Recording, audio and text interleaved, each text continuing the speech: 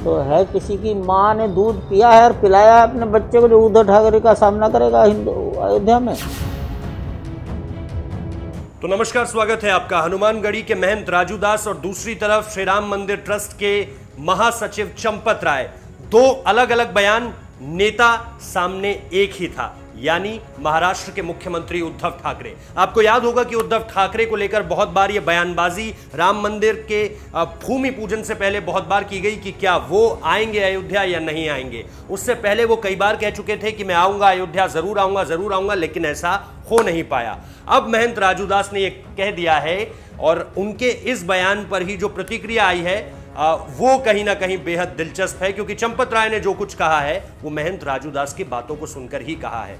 हनुमानगढ़ी के महंत राजू दास ने यह अपने बयान में कहा है कि अगर उद्धव ठाकरे यहां आते हैं तो उन्हें काले झंडे दिखाए जाएंगे। अब ये बात, इसको अगर आप पॉलिटिसाइज कर समझें वो भी आपको समझाएंगे, लेकिन पहले आपको मैं स्ट्रेट फॉरवर्ड ये पूरा का पूरा मामला समझा देता हूं। उसके बाद हम चलेंगे कि राजनीतिक दृष्टिकोण से अगर इस पूरी की पूरी खबर को देखा जाए तो क्या मायने निकलते हैं। तो उनके इस बयान पे कि उद्धव ठाकरे यहां आएंगे तो काले झंडे दिखाएंगे, उस पे महासचिव चंपत राय ने यह कह दिया है कि किसमें इतना दम है, कौन सा ऐसा शख्स है जिसके पास इतनी ताकत है, या उन्होंने कई सारे शब्दों का प्रयोग किया, वो निश्चित तौर पर आप सुनिएगा। लेकिन सबसे पहले आपको वो बातें बता रहा हूं जो उन्होंने सीधे सीधे चैलेंज कर कहा महंत राजू दास की बात पे कि ऐसा कोई नहीं है जो उद्धव ठाकरे को राम मंदिर में आने से रोक सके, अयोध्या आने से रोक सके। सबसे पहले आप उनका ये बयान सुनिए।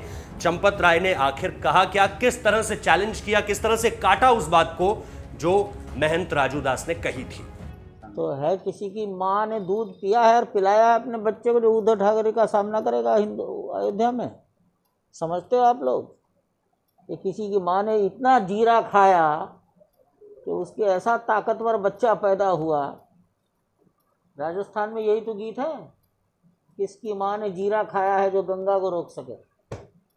तो यहाँ अयोध्या में ऐसा कौन है जिसकी माँ ने इतना जीरा खाया है, उसका ऐसी संतान पैदा हुई है जो उद्धव ठाकरे को घुसने से रोक दे। सर ये बेकार की बातें हैं, निरर्थक बातें हैं। ये झगड़ा, ऐसी बात बोलना, ये किसी प्रकार उचित नहीं। तो देखिए, शब्द बिल्कुल सीधे थे, कहीं से कोई लच्छेदार भाषा का प्रयोग नहीं था, घुमाकर बात नहीं की, सीधे पकड़ा कान और सीधे कह दिया कि बताइए कौन रोक सकता है। अब दरअसल आप इसका राजनीतिक भूमिका बनाते हैं इस पूरी की पूरी खबर की। उद्धव ठाकरे जब मुख्यमंत्री बने तो उन्होंने कहीं ना कहीं कांग्रेस का साथ लिया और इसके साथ साथ एनसीपी का साथ लिया। तो इन सारी की सारी चीजों में ये आप कहीं ना कहीं याद रखिए कि जब वो कांग्रेस के साथ आते हैं, एनसीपी के साथ आते हैं, तो कहीं ना कहीं वो जो कट्टर हिंदुत्व की छवि है शिवसेना की, वो कहीं ना कहीं थोड़ी सी, इसमें ट्रांसलूसेंट एक शब्द होता है अंग्रेजी में, कि थोड़ी सी ओझिल हो गई, उसमें कहीं ना कहीं थोड़ी सी धुंध आ गई, जिसमें आप इसे इस तरह से समझिए कि अब लोग उन्हें उस तरह से नहीं देख रहे, क्योंकि उन्होंने सत्ता के लोभ में कहीं ना कहीं कॉम्प्रोमाइज शुरू कर दिया। क्योंकि बाला साहेब ठाकरे हमेशा से कांग्रेस को लेकर क्या कुछ कहते थे वो इतिहास में बहुत अच्छे तरीके से दर्ज है और आप जानते हैं उन सारी की सारी बातों को। लेकिन उसके बाद ये खबर बार बार उठकर सामने आने लगी कि क्या उद्धव ठाकरे जानबूझ के, जो अब उनका नया वोट बैंक बना है, यानी सत्ता में आने के बाद जो एक तरह से नई छवि उनकी बन गई है, क्या उसे वो प्ले ऑन करना चाहते हैं। अंग्रेजी में एक शब्द होता है प्लेइंग टू द गैलरी, यानी सामने वालों के हिसाब से अपना हर एक एक्शन चुनना। तो क्या अब उद्धव ठाकरे अपनी नई बनी हुई जनता के लिए, यानी जो अब उनका नया वोट बैंक बना है, क्योंकि एक वोट बैंक उनसे चिढ़ गया सिर्फ ये सोचकर कि अब इन्होंने सिर्फ सत्ता के लोभ में जो है वो दूसरी पार्टियों से साझेदारी कर ली और समीकरण बना लिए, जैसे तैसे जोड़ तोड़ के नंबर बना लिए और मुख्यमंत्री बन गए। तो कहीं ना कहीं वो लोग जिन्होंने बीजेपी को सोच के शिवसेना को वोट दिया था, वो कहीं ना कहीं उनसे नाराज हो गए। तो अब वो अगर वापस नहीं आए तो इस नए वोट बैंक को भी क्या उद्धव ठाकरे गंवा देना चाहते हैं। ऐसा होगा अगर वो अयोध्या जाएंगे, ये कहीं ना कहीं उनके दिमाग में होगा, जहन में होगा, क्योंकि वो फिर हार्ड हिंदुत्व की छवि है जो शिवसेना इस सत्ता के लोभ में आकर डुबा चुकी है, तोड़ चुकी है। तो वो चीज एक बहुत अहम फैक्टर है। क्या यहां पर जो ये सारी की सारी बयानबाजी हो रही है, क्या वो उद्धव ठाकरे को एक चैलेंज है कि मंदिर में आकर दिखाइए? क्योंकि जहां जैसे ही उद्धव ठाकरे मंदिर की तरफ अपने कदम बढ़ाएंगे, कहीं ना कहीं वो उस वोट बैंक को नाराज करेंगे जो अब उनका नया वोट बैंक क्रिएट हुआ है।